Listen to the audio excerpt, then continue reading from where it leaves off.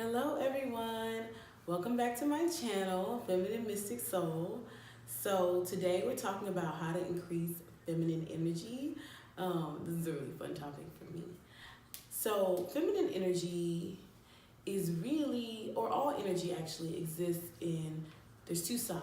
So there's the energy of what is, that's the masculine energy, the structure, and then feminine energy is the energy of what can be. So it's the manifestation energy, the nurturing energy.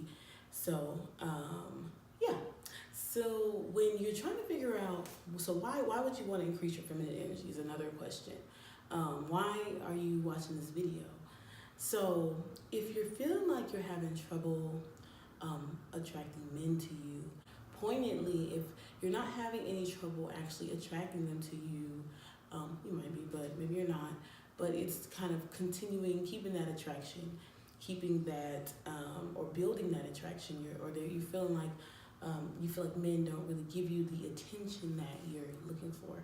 It could be that you may be inhabiting, more of a masculine energy, and for them that can be a little bit repelling.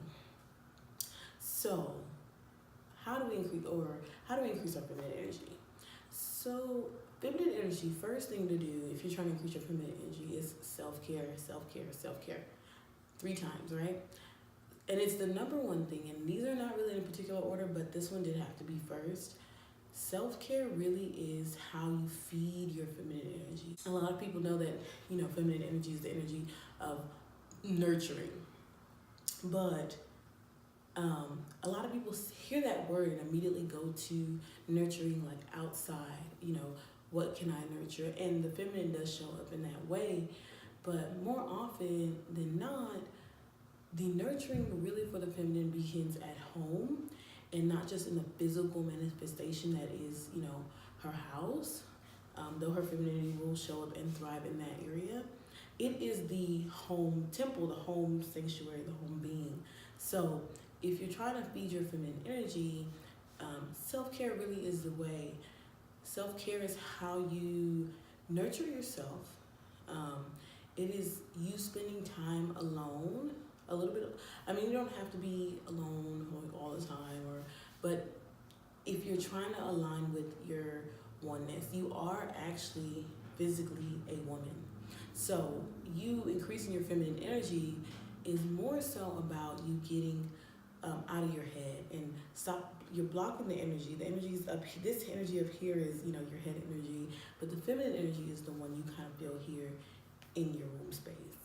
So you're already feminine, innately in you have the desire to do things in a feminine way if you are a feminine woman.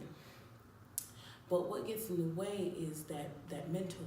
So your self-care really serves as a meditative practice to quiet the mind and allow a better connection between the mind and the body, so that when you're embodying your feminine as a physically feminine woman, you can also so to use that information you gather from the embodiment of your feminine in your body to the embodiment of your feminine in your mind. So to create the fertile ground in your mind that your body, also represents in the physical. And we'll get into that. But my favorite self-care activities, I'll share them with you. Bathing is probably my number one. A lot of people don't like to bathe, but I've noticed that most feminine women, we really love bathing. And you'll see my Lush video, you'll see more Lush videos. I love to really luxuriate in my self-care routine. I find that my self-care routine is really extensive, so I like to have a lot of different steps, and I like to not just for the frivolousness of having more steps, but to actually include more and more steps that are getting me towards whatever my goal is of relaxation. So if relaxation was the goal, I go through, I'm gonna have my bath, I'm gonna have, super, as hot of water as I can stand, right? I really help let that temperature help the muscles relax.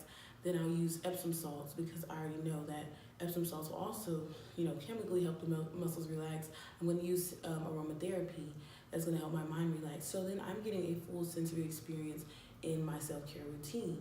And you'll notice in that relaxation, you get rid of all that tension in your body, and you're really able to relax and really in those quiet moments feel, the breath of God or divine inspiration or whatever you like to call it in those moments. So, and that inner voice that you're hearing is of course you, and it is you as the feminine essence that you are, and she will inform you of, what is your, next step, or whatever it is that, is causing you, is whatever it is that's, taking up a big portion of your mental energy.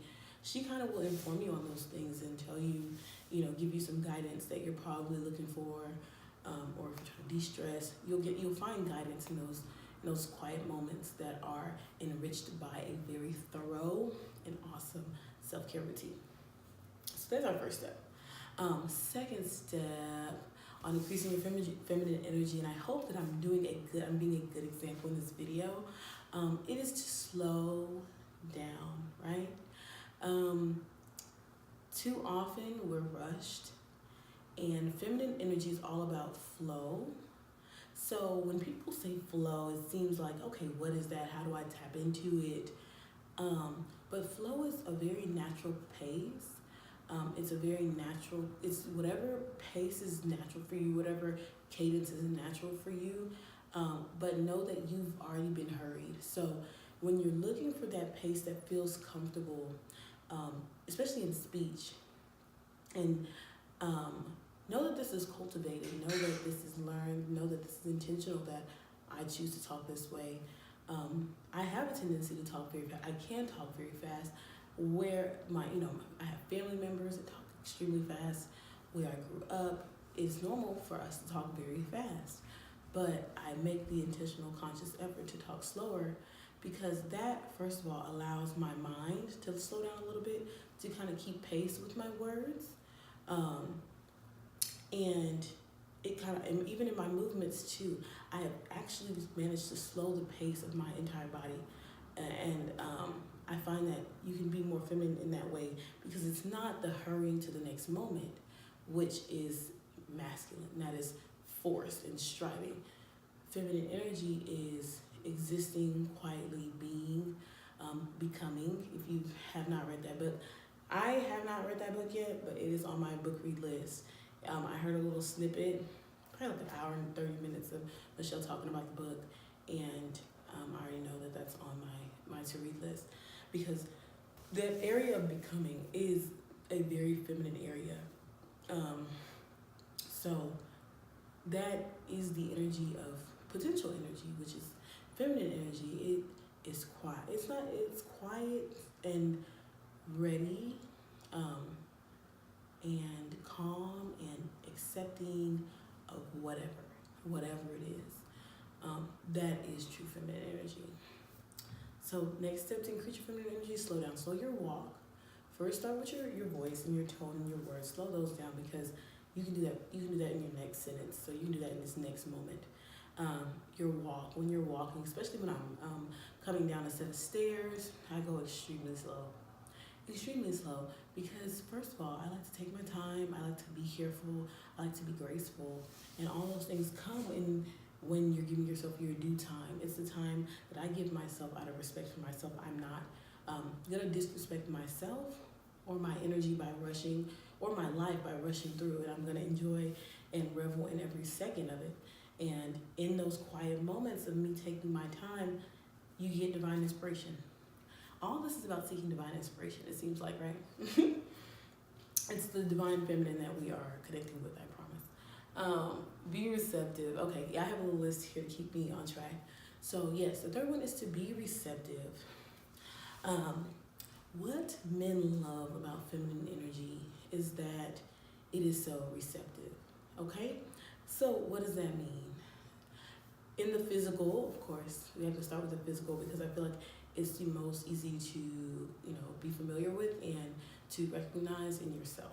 So in the feminine, in those desirous moments, a man is looking for a woman to be receptive. When you're looking for or when, like, let's go back to stories. When you read a story and they talk about a sad old woman, right?